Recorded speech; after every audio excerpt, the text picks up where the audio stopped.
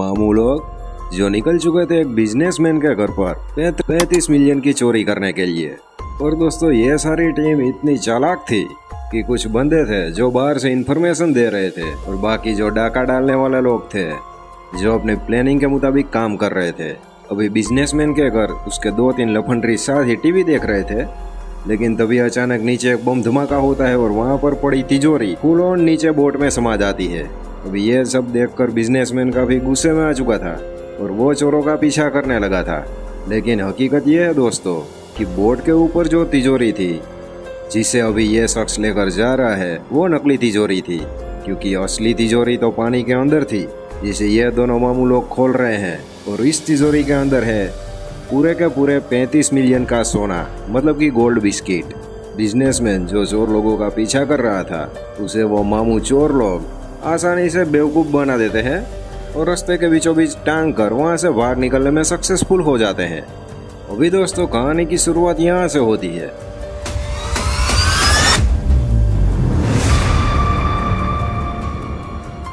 क्योंकि जब ये सारे चोर लोग चोरी के सक्सेसफुल होने की खुशियां मना रहे थे और अपने अड्डे पर जा रहे थे, तब इन मामू लोगों की टीम में से एक बंदा बगावत कर देता है और वो गन निकाल कर दाएं दाएं सभी जगह पर गोलियां चलाने लगता है सभी लोगों पर, और वो पूरा का पूरा सोना हड़प के अपने साथ ले चलता है। लेकिन इस मामू टीम में इन सभी का हेड जो कि एक बूढ़ा आदमी था वो मारा जाता है और बाकी सारे मामू लोगों की जान बच जाती है। अभी दोस्तों इन चोरों की टीम का हेड बनता है चार्ली, और उसका मकसद ये था कि उस रॉक से जो विश्वासघात करके उसने सोना चुराया है उसे वो सारा सोना चुराना, और इसीलिए वो कई माहिर चोरों को इकट्ठा करता है और अपनी एक टीम बनाता है रॉक से अपना सोना वापस चुराने के लिए। बगावत करके रॉक दोस्तों इटली से निकल चुका था और वो लॉस एंजलिस में अपना नाम बदल कर रह रहा था, और उसके पास पैसे की कोई कमी नहीं थी, इसलिए उसके घर पर एक हाई-फाई टीवी था जिसे वो काफ़ी ज़्यादा देखता रहता था। और ये सारी बात चार्ली और उसके सारे टीम मेंबरों को अच्छे से पता थी, इसीलिए कुछ दिनों तक तो वो चार्ली पर नज़र रखते हैं। और एक दिन ये सारे लोग, मतलब कि ये मामू चोर लोग, अपना एक जुगाड़ बिठाते हैं। इन सभी में से एक बंदा चार्ली के घर पर वायरिंग में काप कूप कर देता है और उसकी कनेक्टिविटी डिस्कनेक्ट कर देता है।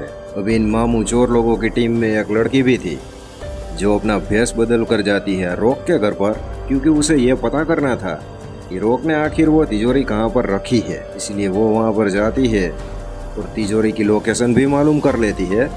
लेकिन वहाँ पर रॉक हमारा इस लड़की पर लट्टू हो जाता है और उस पर लाइनें मारने लगता है, लेकिन लड़की वहाँ से किसी भी तरह से निकल जाती है। इस वक्त पर चार्ली दोस्तों अपना दिमाग लगा रहा था कि कैसे वो रॉक के घर से उस तिजोरी को चुरा सकता है। लेकिन दूसरी ओर रॉक का वहाँ पे मौजूद कुछ माफियाओं के साथ फुल ऑन लड़ाई फाइट हो जाती है, और अभी उसके पास दोस्तों और कोई चारा नहीं था, क्योंकि उसे लॉस एंजलिस सिटी को छोड़कर वहाँ से जाना ही था। और ये सारी बातें चार्ली को पता चलती है और सारे लोग बुरी तरह से मायूस हो जाते हैं, क्योंकि उसके प्लान के मुताबिक चार्ली अभी वहाँ पर रहने वाला नहीं था, मतलब कि प्लान फेल। लेकिन चार्ली की टीम में एक जॉन नाम का बंदा था जो काफ़ी डेढ़ जाना था। वो कहता है कि हम रॉक की तिजोरी को ज़रूर चुराएंगे, और वो भी तभी कि रॉक अपनी तिजोरी को किसी और जगह पर ट्रांसफ़र कर रहा होगा। रॉक के कुछ पंटरों ने दोस्तों रास्ते पे जो ट्रैफिक लाइट होती है उसे वो हैक कर ली थी, ताकि जब रॉक अपनी तिजोरी को ट्रांसफ़र कर रहा हो तभी उसके ट्रक के सामने ज़्यादा ट्रैफिक ना आए और कोई भी चोर रॉक का सोना आसानी से चुरा ना ले। तो चोर लोगों को मामू बनाने के लिए रॉक ने 3 ट्रकों को रास्ते पे दौड़ा दिया था, ताकि किसी को पता ना चले कि सोना आखिर असल में किस ट्रक में मौजूद है। लेकिन इस साइड चार्ली की टीम में भी एक मास्टर हैकर था जो रॉक के टेक्नीशियन को हैक कर लेता है और सारी ट्रैफिक लाइटों का कंट्रोल अपने हाथ में ले लेता है। ऊपर हेलीकॉप्टर में रॉक था जो अपने ट्रक पर नज़र रख रहा था। लेकिन दोस्तों चार्ली और उसकी टीम भी काफ़ी शातिर थी। उन लोगों को अच्छे से पता था, क्योंकि उन सभी लोगों ने ट्रक का वेट नाप कर सोने से भरे हुए ट्रक को आसानी से खोज लिया था। और दोस्तों दूसरी ओर चार्ली का आदमी अपनी डायरेक्शन के मुताबिक ट्रक को आगे की ओर चला रहा था, मतलब कि चला तो ड्राइवर रहा था लेकिन डायरेक्शन चार्ली का आदमी दे रहा था। और रॉक को ये सारी कुछ भी बातें पता नहीं थी, वो तो ऊपर से ऐसे ही मोर तीतर की तरह ये सभी देख रहा था। जब ट्रक अपनी सही डायरेक्शन पर पहुंच जाता है तभी चार्ली का बंदा वहां पर ट्रैफिक जाम कर देता है और उसी वक्त ट्रक के नीचे जो रोड था उस पर बम धमाका होता है और ट्रक सीधा नीचे एक तहखाना था जिसके अंदर चला जाता है। और उस तहखाने में चार्ली और उसके 2-3 लफंडरी साथी मौजूद थे जो पूरा का पूरा सोना चुरा कर अपनी तीनों कारें लेकर वहां से रफू चक्कर हो जाते हैं।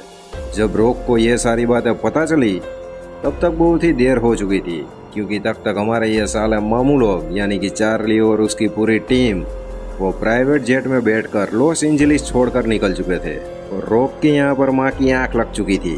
तो दोस्तों कैसी लगी यह मूवी कमेंट में बताना ज़रूर और मैं मिलता हूँ आपसे अगली वीडियो में। तब तक के लिए जय हिंद जय भारत।